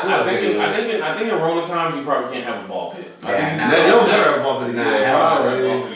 Yeah, that's I mean, even without Corona, that's just nasty, Yeah, bro. it is. It's like I remember motherfuckers were licking balls, dog. I saw that shit, bro. it would smell like feet. I didn't press Yeah, but you know. it would smell terrible. Yeah, that's pretty gross. About it. This is something I thought about, kind of like, you know, because this is like I feel like it's a staple in every like young kid's life. Hot Cheetos, underrated or overrated? I think they're where they need to be. I mean, I don't honestly. Cheetos? I never really fucked with them because I had a bad experience when I was younger. My little cousin ate. It wasn't my experience, but I just seen it. But still, Yeah, he ate so many of them that it was like red everywhere. I was like, that's why I don't fuck with Doritos. And the only time I ever, I didn't fuck with Doritos. Lay's regular potato chips and Oreos for me when I was a kid. Yeah. Ate so many that I threw up. Both of them. I eat them now. It cut my throat. It took me a long time to eat Lay's chips and Oreos, dog. I'll say Hot Cheetos are properly rated. Yeah, I'd say so. I Because mean, every kids kid I know yeah, loves them. like if you fuck with Takis. kids, I mean, Yeah. you know, I mean, so Yeah, I you know, when I used to work with kids and stuff like that, like they still love fucking it, them. I was like, y'all still eating Popcorn? Y'all still eating hot Cheetos? Popcorn right now. Even at Mount Pleasant, when we went to Mount Pleasant, everybody said hot Cheetos with the Cream cheese. Nigga. My girlfriend's still says, To this day. hey, To this day. Bro, hey. To this. bro, that's her. Like, yeah, that's a vibe. Yeah. I think that hot Cheetos kind of are properly placed where they should be. I mean, Yeah, I would say so. Bro, they make flaming hot every chip. Yeah, because Every of chip that. now because of it. And that was the first one. Yeah. So I you remember. had Cheeto come out with their own popcorn. What? I haven't seen that It's yet. fucking amazing. Is it? Oh my nigga. I haven't tried that Hey, yet. bro. Oh no, I seen that. You're talking about they're like little circles? No. Oh, it's actual They're popcorn. Oh, no, I haven't Hey. seen that. Fire. I'm out the fuck with Cheddar popcorn that you get in the cans for Christmas. Yeah.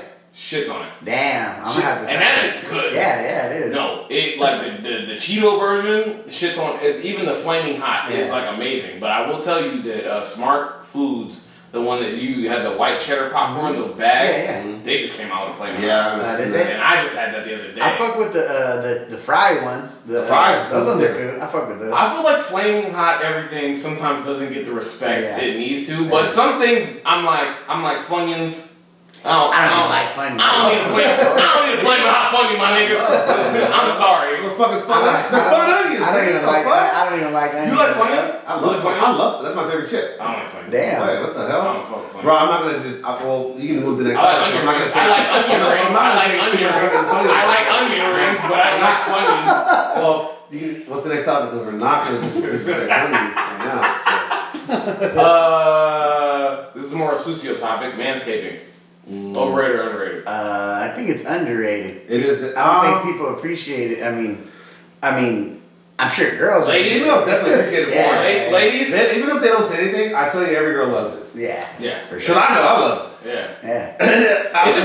No, not for me. I love when they do it. You know, like. It's just a lot of work. Yeah, no, for sure. It's just a lot of work. It's just a lot of work from the man's part. Sometimes. Yeah. You gotta kind of. First off, you're making sure, first and foremost, that you don't fucking cut yourself. Yeah. Like, you cut yourself when you're like. But it is easier now than it used to be. But they got little clippers that are made for that. Made for that shit. Back then, bro, I had to fucking. I was over here like standing over the toilet, you know, just trying to get as close as I can to my little bonsai tree gun. Yeah, right. I'm over here like Mr. Miyagi. Bro, I got a ball towel and everything, nigga. Like I got exactly. You know, they make clippers that are like made of like, you know, they can get close to your fucking nuts without fucking pinching them. Yeah, that's underrated for sure. Yeah, dude. I was over here doing the old school style, getting as low as I could, trying to fucking Squatting. Squat. I mean, man. She over here pulling up to a cactus. Know what I'm doing? She don't even know it. Please tell me. The cactus. She's over here pulling up to a cactus. Like, I thought you shaved. I did have one girl ever complain about it because she was just like, there's like too much friction, and I was just like, I'm not gonna start a fire. Like, what the fuck's happening? Like, I did this for your pleasure. Like, but you know, hey, teach his own. It happens. Yeah. Shrimp. That's a tough one. I love me some shrimp. To me, it was. I love shrimp. I didn't eat shrimp till I was 18 years old. Okay. And now I fucking love shrimp. Boiling Why crab. did you eat shrimp? I was just a picky mother. I was a picky ass. What's your favorite type of shrimp? Do you like is it do you like cold shrimp like ceviche, or do you like fried shrimp? No, it's gotta be cooked. I don't fuck with ceviche. Okay. Nah. So you like fried shrimp? Yeah, like even the other day I went somewhere and there was like that little frozen ass shrimp they give you, Nah. but they cooked it. But it was, I could tell. I looked at it, I'm like, come on. It's a cap. I love shrimp. I love shrimp. I would say. You like what? I hate the process of. I love boiling crab, but I hate the process of that. Hey, but you can pay extra now to get it peeled now. Yeah, I'm gonna do that. Thank you. But wait, because now I gotta explain to people I know. They're like, why don't you like getting boiling crab so much? I'm like, guys, you can pay now. I type with my hands all fucking. That shit smells. So on my gender reveal for the baby, I ordered. My brother came from Colorado, and they don't have a lot of shit out there that they have here. Yeah. He's from here, so I was like, bro, whatever you want, I'm gonna get it for the gender reveal. What do you want? He's like, pizza in my heart and boiling crab. I was like, all right. So I got hella boiling crab. And my girl, I mean, she's, she had her nails done and shit. Oh, wow. She gonna peel some shrimp? Yeah. So I'm sitting there. You're like, and everybody's like, oh, you're so nice. I'm like, my fucking back hurts and shit. I'm like, I gotta peel her own back. Then I can peel my back. You're like, thanks God. I appreciate this. I'm over here hungry as hell. Yeah, but shit, I mean, I could eat that shit all day though, bro. I swear. It's just, I just hate having. At a certain point, because she kept asking for something, I threw gloves on. I was like, fuck. Wait, what temperature you get? I got the hottest one. The hottest one, bro. That shit. Well, she likes spicy shit. We talked about it in our first video podcast. Bruh, that shit fucking turned my guts into fucking. I mean, maybe it wasn't because I get heartburn bad, bro. So it didn't give me heartburn. So it must have been mild. It must have been mild. Yeah. Getting older, so bro. I get acid reflux. I take pills for acid reflux, bro. I do too. I'm over here like I'm over here like vomiting my throat. I used to drink hella beer back in the day. Like I used to, but like sometimes that's why I should stop drinking so much, dude. It's so bad now, bro. I eat a fucking pizza, and sometimes I get it. I'm like, damn, dude. Pepperoni fucking pizza. Too much onions. Like, yeah. Guys, we're talking about old nigga problems. I'm just saying, like, I know we need to see our doctors, but this is what they tell us. Don't eat this shit. I used to trip when my dad got it too. He'd always be like, dying. I'm like, fuck, it's really bad? You'd be like, old nigga, calm down. I mean, I take like an acid reflux pill, and then I'd be like looking for some Tums later too. I'm over here Tums like they fucking like. Yeah, candy. I be throwing them motherfuckers back. Oh yeah. Lifesavers. Hell yeah. Like they're lifesavers, bro. Last two things. Gordon Ramsay, overrated or underrated? I think he's where he needs to be. I fucking love Gordon Ramsay. He's funny as hell. Hell's Kitchen, Hotel Hell. Those are my shit. Yeah, bro. That's just a funny. What's his other one called? I don't know, bro. I love when you This is one video. The funny? Let me see what you guys. There's like one video where like the dude stepped to him. He was like, he got in his face. Oh yeah, he's like, what, bitch?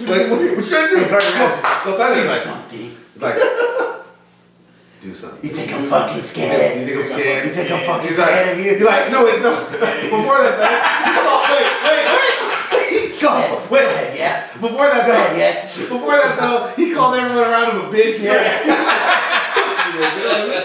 What are you doing? Come on. Fuck this up. Like, shut the fuck up, too. I'll fuck you up. Yeah. No, shut your fucking trap. He's like a fucking Billy or some shit. Bro, he was calling dudes out of that crowd. Yeah. And then he stepped to his face and then left. And I thought a couple things. I was like, first of all, this dude's, he got balls. And the thing was, it was for such a stupid reason. He's like, all he asked him to say was, tell me who's the two people who are going to be eliminated. He's like, you already know. He's like, hey, dumbass, tell me the fucking names. Tell me the fucking names. You know what the funniest fucking one was? Where he had the girls on, I think it was on Hotel Hell or something, and he made her put bread to her head. What are you? Idiot sandwich. That was the fucking coldest shit I've ever seen. It's always gonna go down as the best meme ever. Especially, I feel like you can't fuck with Gordon Ramsay, especially because I just looked it up. This motherfucker's like 6'2", so he's not short. Like this motherfucker's tall. Like so. I want to eat at one of his restaurants. Yeah, bro, like Vegas. I ate at a Guy Fieri one the other day. It was shit. It was. Yeah. That was a Raider fan too. Yeah. I ate at El Burro. I ate at El Burro in Vegas, and I'm like, bro, this is a cat. Like that was not. Is he a real chef though? Like I thought he was just a diners, drive-ins, and diners. I thought he was a host. He just pulls up and eats. Yeah, he eats fire food. Yeah, he does. Those cooks are real cooks, but I feel like think for him, it kind of looked like his menu. He even jacked shit from all that. So they had at the El Burro, they had the trash can nachos. Yeah. And I'm like, nigga, I've seen this at like 4 other restaurants where they do this, and I'm like, I know for a fact you fell in love with this at a few other places. Yeah, I saw that episode. Bruh, like you don't make your own shit. Like I don't know, Milli Vanilli of like fucking restaurants. Yeah. Okay, I have a choice here to make, but I feel like one of these is probably pick one. What? Roadhead. Overrated or underrated? Road blowjob. Overrated. I say it's overrated. It might be. I think it's overrated, and I might be just getting older, but bro, there's been some risky things that happened. Like I don't want to crash my car. Bro, is head worth fucking crashing the whip? I've come close. Yeah, bro. I mean, I guess you gotta have a whip that's made for that, bro, or some shit. Because console don't help. Tesla. I'm gonna tell you right now, y'all didn't make that shit. You motherfuckers didn't make that shit because y'all wanted to save for drivers. Y'all wanted it was like Roadhead Express. There's a video I saw with this car that had like this flip down thing that covered the center console to make it hella flat, and I was like, they made this for Roadhead. They did. Roadhouse. Roadhead.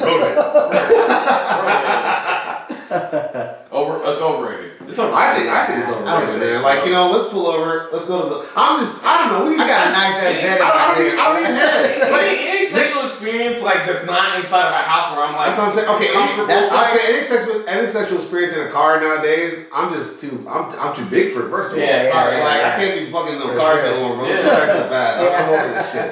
That was like my younger days, probably. Hell yeah. I would be down. Having sex in obscure places, like, you know. Oh man. Well, I mean, my last topic was dominatrixes, but I'm pretty sure everybody knows where they stand on that. What we got for pop culture? We had a lot of stuff. We had a lot of good stuff. Let's hit it. Well, pop culture news that I think is very, very important, that I also think is very also music related. Drake. Everybody knows Drake. Everybody knows Drake. Everybody knows Drake. Yes, everybody knows Drake. Well, Drake this week has come out in a very brief news story where it's like, hey, who are you giving homage to because you are a successful artist in the world? But instead of him giving homage to where he's supposed to pay it, which would be, I guess, Soulja Boy, he gave it to Bow Wow. He's like, without, what was Bow Wow's main song? Is it Bounce? I don't fucking know, bro. I wouldn't. He was a when he was a kid, yeah, when he was a kid, he said that. It was like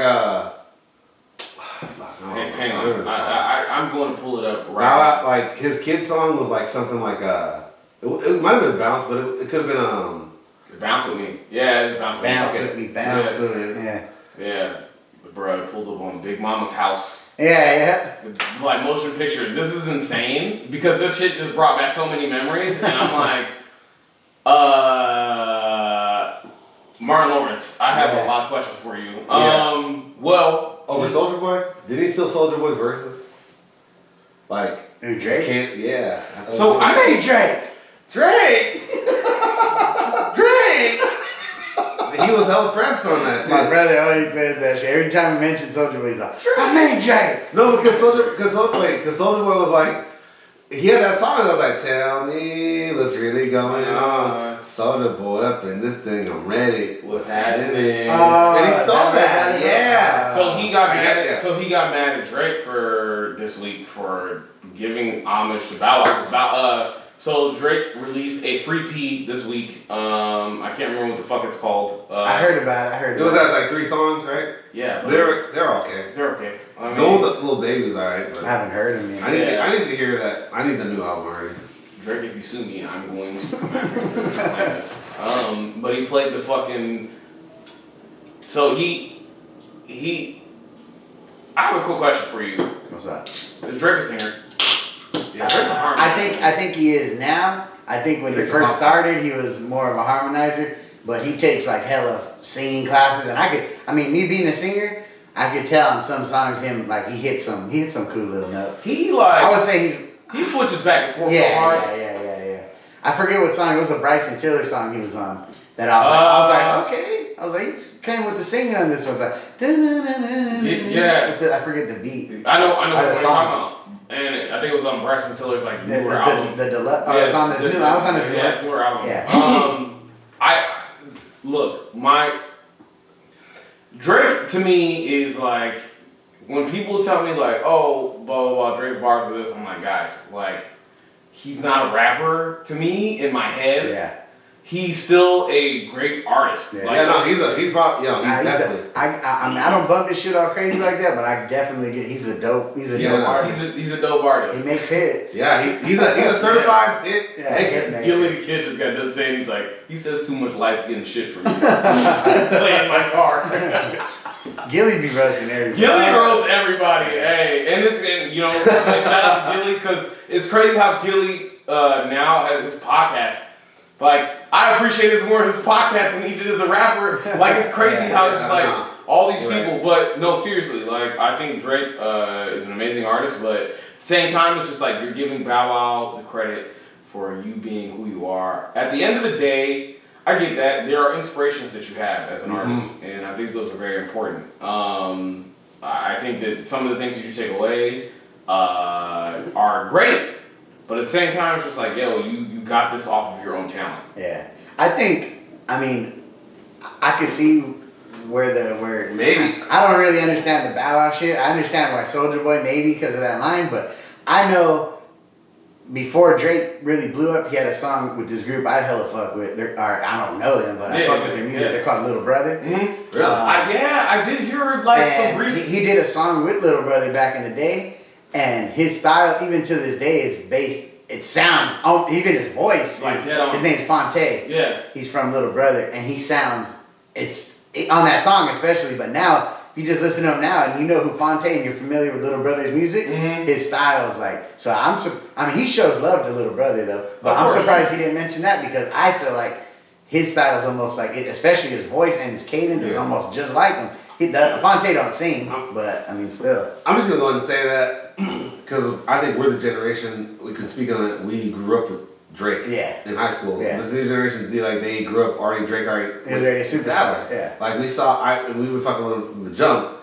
Before he was Drake is pretty much, before there was Drake, there was a dude named, who did the same as him, and I think is more talented, like, than him, Ryan Leslie. Oh, yeah. Ryan Leslie was Drake before Drake was Drake. Yeah. Like, so Ryan Leslie lost his laptop and couldn't fucking, cause like some shit popped off of Ryan Leslie, if I remember correctly. Like he lost. Remember when he lost his? So this is the one thing I remember about Ryan Leslie. He lost his laptop with all his music on it. That's at an airport or something random. Yeah. And it stalled him. It stalled him from coming out with new music because it was like. Then he made this claim when Drake came out, like, yo, this motherfucker's like... Came up with my laptop. Yeah. He was that nigga that was in the game that was like doing the singing and he was doing the songwriting, I know for sure, and he was doing the rapping. And the beats. I don't know if you're familiar with him on YouTube, he has hella videos where he's literally making it right there. You see him doing some of them even does his voice, he's like... Bro, we talk about... And he builds a beat. This motherfucker had like a can of coins and he's like... And then he fucking orders a trumpet and they come and deliver his trumpet and he's like... And then he does the singing. Why is he so talented? Yeah, he's amazing. And he's from Stockton. Yeah. People don't know. Yeah. I think. Stockton.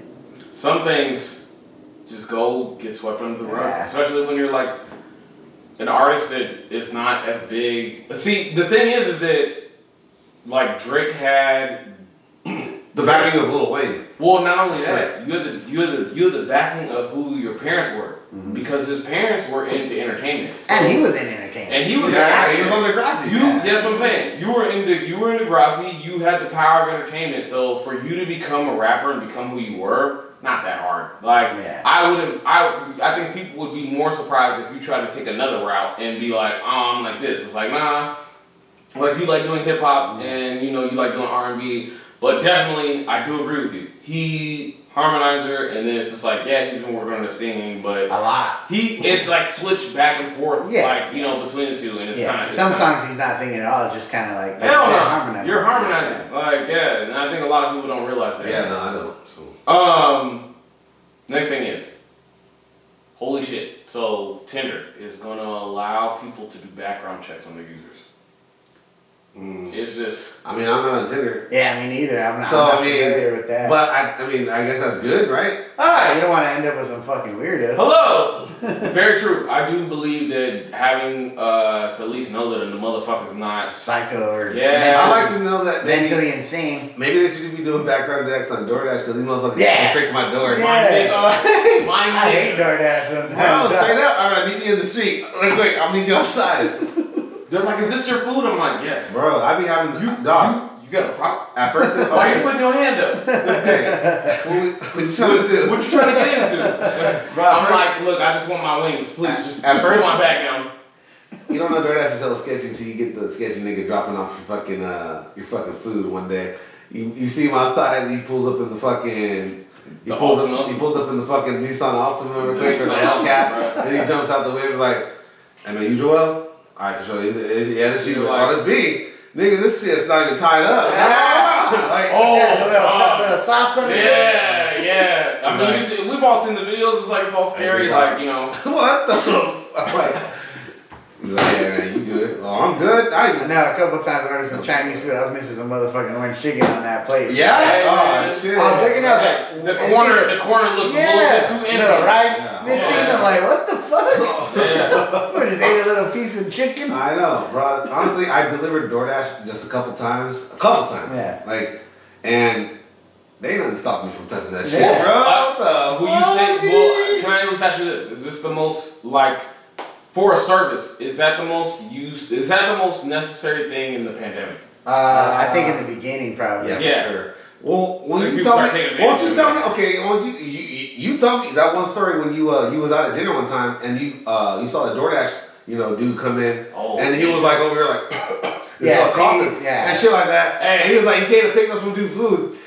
You didn't eat DoorDash for a month after that, did you? No, I would order it through DoorDash, but I'd go pick it up. Yeah. I literally saw him like cough on the entire bag, and I was like, bro. I'm like, man, this is. And how are you supposed to know? You know? Yeah, exactly. This is kind of fucking it up for me. I do respect restaurants that actually adhere to DoorDash rules. They tie the bag up, or they'll like they'll staple the top. I'm like, thank God that you did this because it's like now I don't have to write you a crazy letter.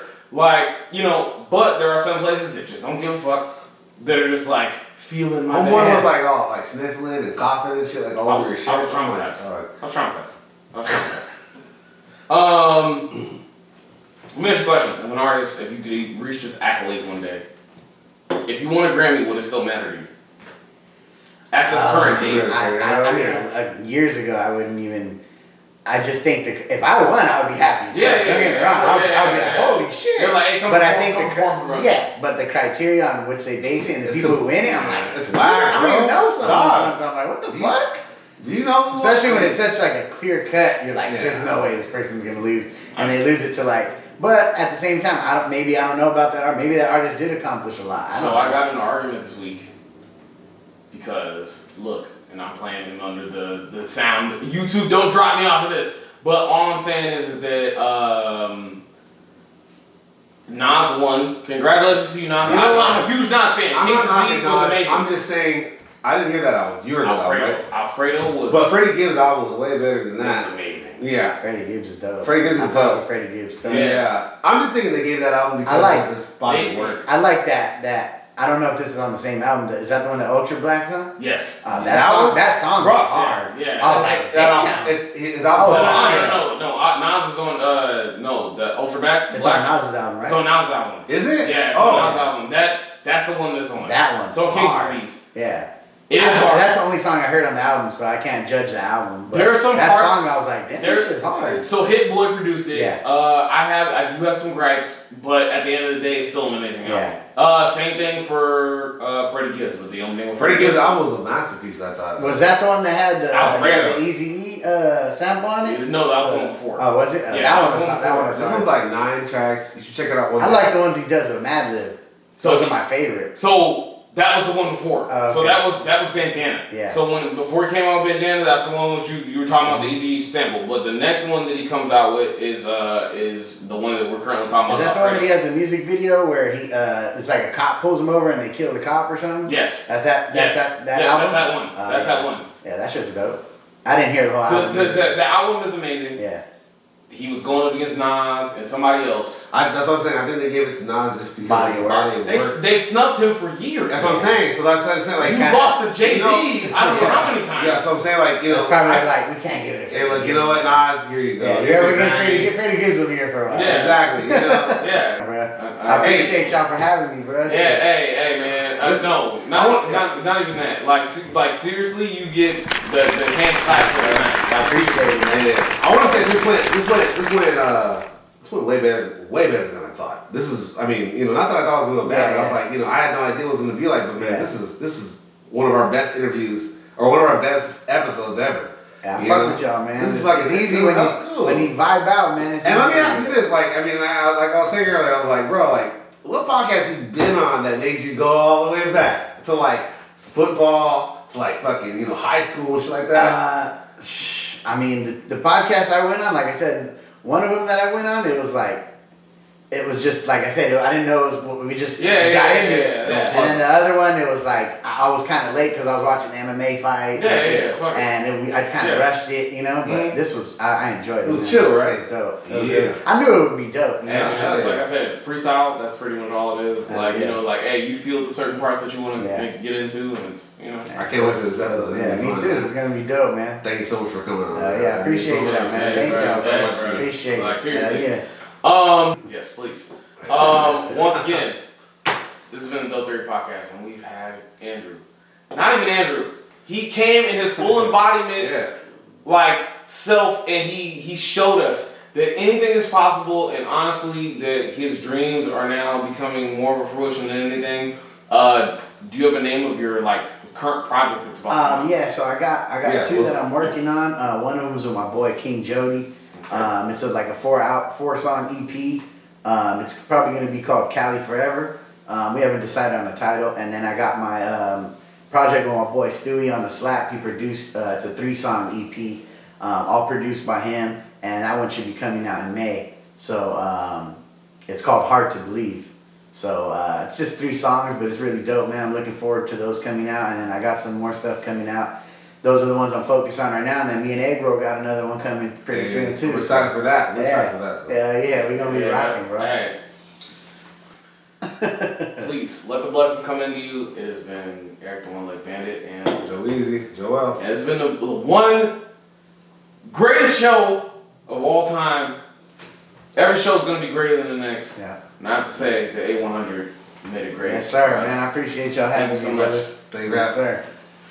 We love you guys. You guys have a great day. And please like and subscribe. Please go to A100's place. You are on. What else are you on? You can go on Spotify. any social media, any streaming outlet. You could just search A100, Aonehunnit on. We'll drop it right here. Yes. Yeah, right here. A100. Yep. Thank you. And hey, brother, we love you. Yes, sir. We love y'all, man. This is great. I Thank you so appreciate much. you. Yes, indeed.